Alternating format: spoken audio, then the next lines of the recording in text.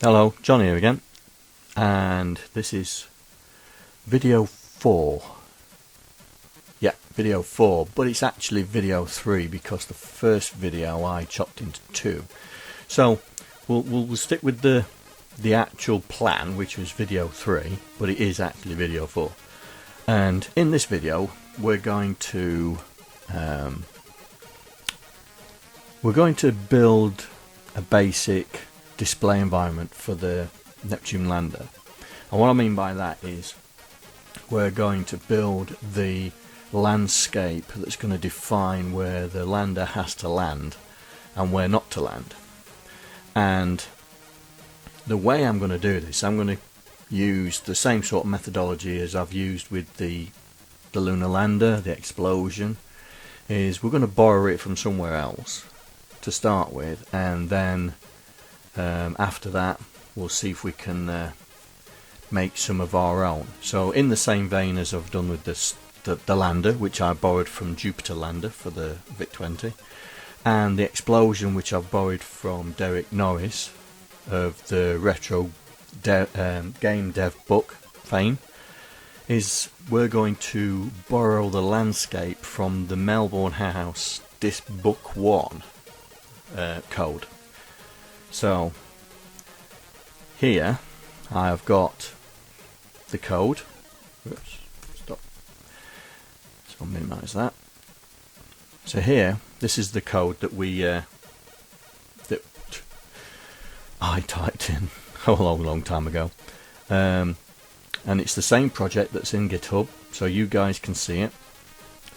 And what we're going to do is I'm just going to build it just to show you what I'm going to attempt to do for the Neptune Lander.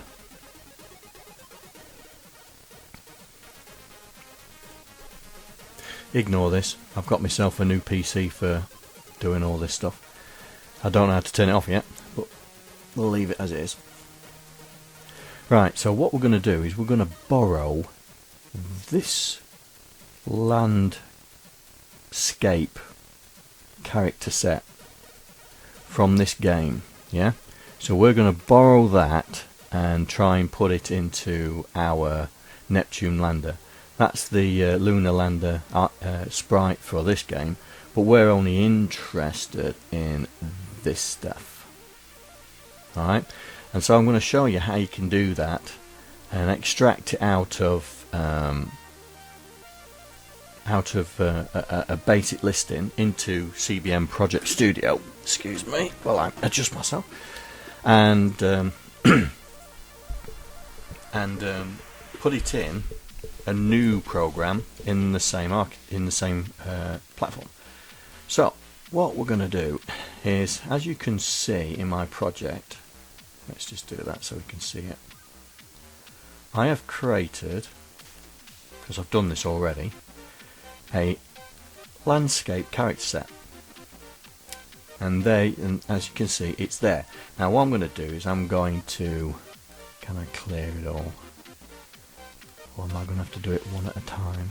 Right, I'm going to have to do it one at a time. Revert, revert, revert, revert, and again, and again, and again, and again. So this is taking some time.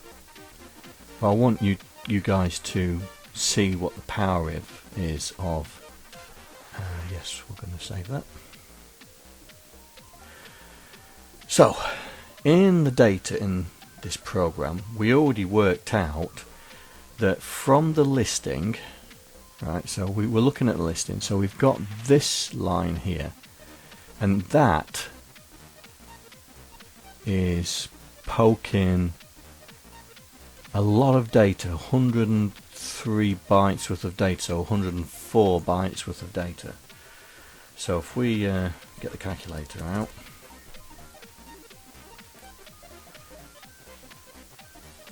So 104 divided by 7, 8 bytes. It's 8 bytes. 8. Yes. That's 13 characters. So that looks like that it's going to be the data for the character set, because here we know this is the data for the sprite. And the reason we know this is because it's setting the pointer there.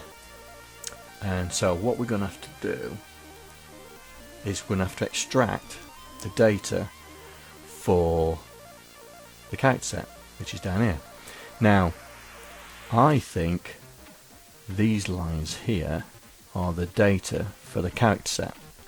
So what we're going to do is we're going to temporarily delete those lines, and we're going to go back into our landscape, and we're going to do character set import from a listing, and it's line 10,000, and we're saying store data starting at character 0. Yes, that's what we want to do, and we want to keep on going until we run out of data. And so hopefully it's going to read all this data and then populate these characters. So we're going to click OK, and there you go. So it's grabbed all the data and converted them into characters, and sure enough, 13. 0 to 12 is 13. So we're going to save it, we're going to close it, and we're going to undo our data. That's it, because I don't want it to be reflected in GitHub. And so that's the character set. So let me close that because I don't want to save it. So what I'm going to do is we're going to load up the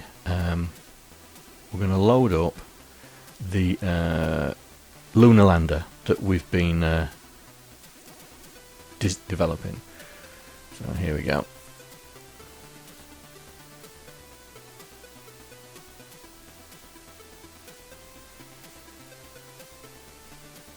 So file, open project, put it in GitHub, Lunar Lander, Lunar Lander, Lunar Lander.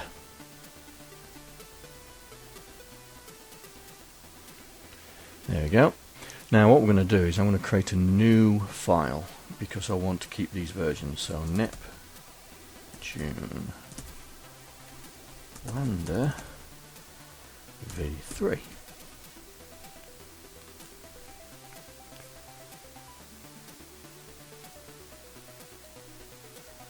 And what we're going to do, we're going to select all of that, going to copy it, and we're going to paste it in there. And we're going to get rid of number 2 because I don't want to destroy that. And what we're going to do is we're going to copy the character set that we've just created. So character set should be somewhere here. Landscape character set. Copy that, and we're going to put it into the Lunar Lander directory because we want the Lunar Lander to read it in. So character set, add existing file. We're in Lunar Lander landscape. So just to show that it's loaded it up okay. There you go. So there's the landscape. But now we've got to embed that data into our basic program. So the way we're going to have to do it, so we're going to, let's say we're going to put it at line 900. So we're going to put our cursor where we want to insert the data, go into our character set, and we can export it. So if we export it to a listing, and we've got to say we're going to start at line 900, and we're going to make it in increments of 10. No, 5. We'll make it safe. And we're going to generate data only for the modified sprites. modified character. So anything with a star against it is what we classed as a modified character. And we're going to set it as basic data, and it's all going to be in uppercase. We can add a comment if we wanted to, so we'll add a comment, and then we'll click OK. Close, and there you go. So it's added our data in, and it's added a comment to say which characters they are, so 0 to 12. So in the Lunar Lander, we have to read it in and then poke it into the place where the characters reside. Now, I'm not going to work it out. We're going back to Melbourne House. We're going to go to the Lander, Lunar Lander file. Where is it? 15, there it is. We're going to open it up, and I'm going to cheat.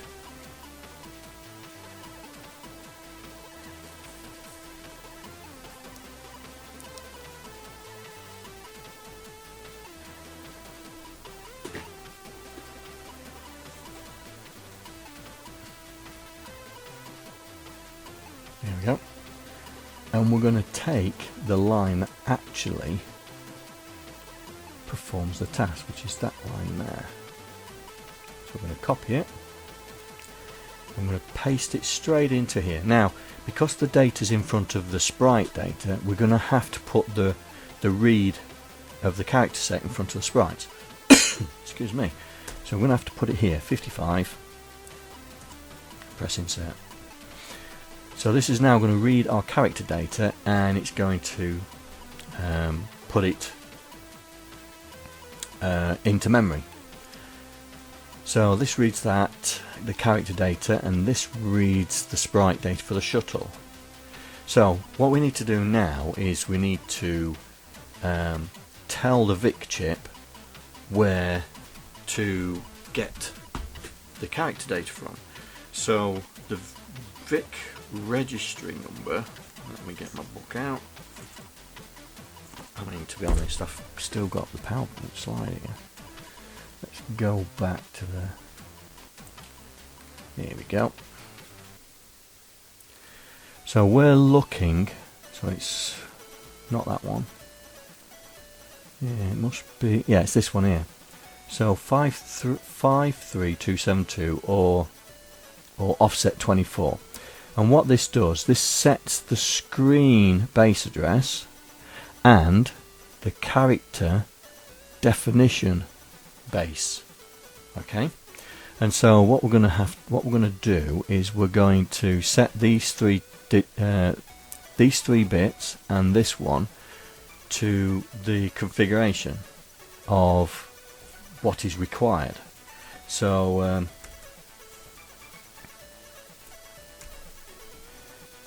we're going to cheat.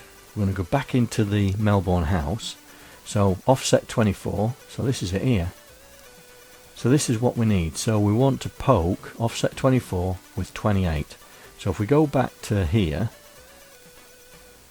and work it out. So 28, that means there's 16 in there. So that bit's going to be set. So 28 minus 16 is 8, 12. So that means bit 8 is going to be set, that one there. So then bit 4. So it's going to be, so basically we're going to be setting 0, 0, 0, 1, 1, 1. 16 plus 8 is 24, plus 4 is 28. Yeah, that's right. So we're going to copy that. So 28 into 53272. So I'm going to put that after we've poked the data. So poke 53272, 28. So that's setting the character base definition, and also where the screen definition is, which should be 1 because we're still in the original space.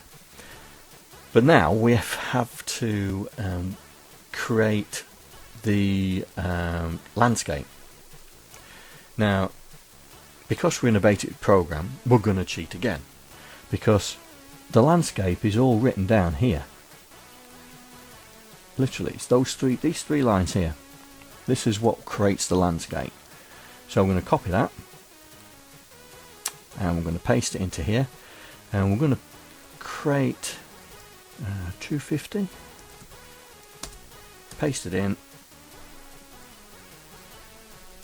Get rid of the original line numbers, so 270, 280, ooh, 280, and then 290, return, because we're going to make it into a Go sub.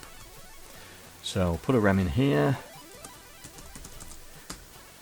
first level screen layout.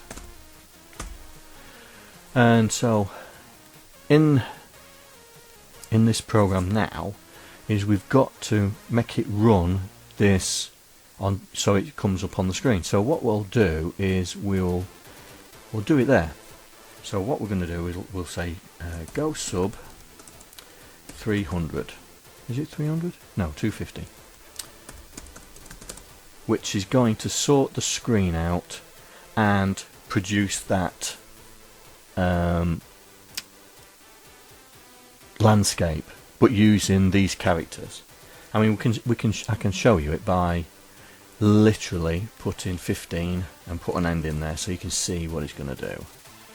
Or in fact, 15 go to 15, because we don't want it the break key. So if I run that, and you'll see what we're doing now. Here we go.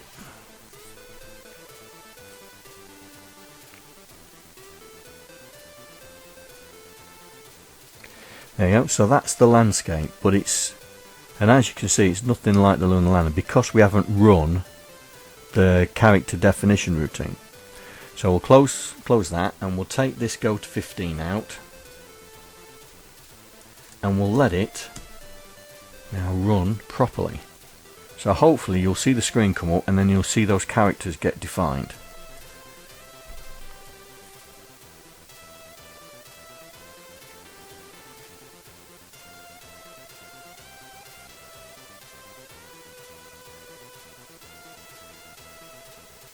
So, oh dear. Now, you can see what's happened here. Is it looks like we're using the same data for the lander as part of the character set as well. Because I'll run it again. Let me run it again so I can show you. Let's run stop and restore. Can't remember what that is. Run stop restore. Run stop and restore. There we go. If we run it again, you'll see the characters get defined, and then when the lander gets defined, the characters change. So here we go. So here we go. Oh, look. So we're sort of overwriting our character set. So we need to sort that out. So let's try and see if we can figure that out. So we're poking the characters. Just get the calculator going. In fact, got a shortcut here. Use a calculator. There we go. So we are poking 12 times 1024. There you go, straight away. So we're poking the sprite in at 12288, and then we're poking the character set at 12288. So we need to avoid that. So the best thing to do is we'll change the sprite. So we'll make it 290 at 190. So 190 times 64. So we'll work that out. So 190 times 64 equals 12288. So we'll change that to 12288. Oh, that's the wrong one, isn't it? 190 times 64. That's better. 12160. That's better. 12160. So we're now poking the sprite data in front of the character data. And so we're setting it to 190. We're poking it into the right space now. I think that should work. So we'll F5 that.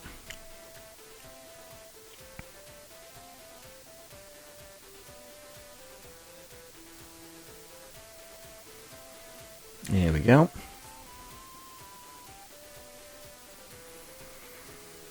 So that's defined it, and we've defined our sprite now, and we've got no corruption. Excellent. Excellent. Right. So that was an example of how we can take a data out of a listing of another program, create the corresponding CBM Program Studio file, so we can, let's say if we want to work with this later on, and then reapply it back into a basic program. Now the reason, I mean, some of you may be saying, well John, why have you done it? We just could have copied and pasted it. That is true, but this file, when we come to make it into assembly language, we're going to be using these files that we're creating here, and I'd rather put them into the platform format and then utilize them when we start doing our assembly code than having to work out all the data points and put them in. So that's that, those two done, and it's like we're going to create a screen design of all this lot here, you know. So we're going to and I'll do that at some point in the future, just so we can then have the screen designs, because what I want to do is we're going to have more than one screen design to have multiple levels and more challenging levels and stuff like that, and that's why I wanted to put them into CBM Prod Studio file formats. And I mean, I've already done the screen design, I think. I mean, let's do it. I think I know where it is. I think it's that one there. So if I copy that, now I may be wrong, I may have put it somewhere else, but we'll give it a go. So landscape, so screen design, so existing, screen design, there we go. I double hit it, there you go. Oh yeah, there it is. So this is that string converted into a screen design, and the beauty of this is you can actually load a character set. So there's the landscape character set, and it changes it into the character set. I mean, how cool is that? You can actually work inside CBM Prod Studio with the defined character set. And so we're going to be using this later on when we convert it into assembly, because we're going to create more landscapes, more challenging landscapes, more differing landscapes, and hopefully that will make it interesting. So, and we're running into 23 minutes. So what I'm going to do is I'm going to save this. So this will be up in GitHub as well. And in the next video, we're going to figure out how to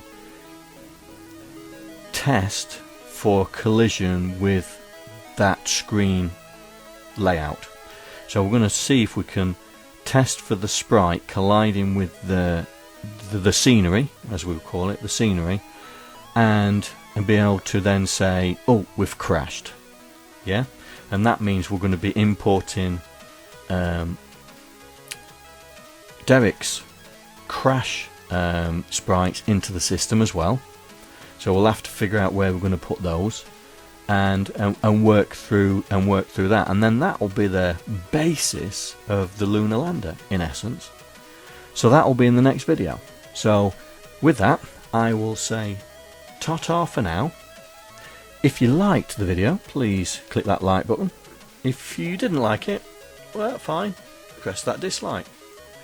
Always leave a comment, because I love chatting to you guys, and if you could find yourself becoming a patron, that would be incredibly generous of you as well. Thank you very much, and I'll see you in the next video. Take care. Bye. I'd like to thank all the patrons that are contributing to my channel. Without you guys, I wouldn't be able to do what I'm doing right now. Thank you very much.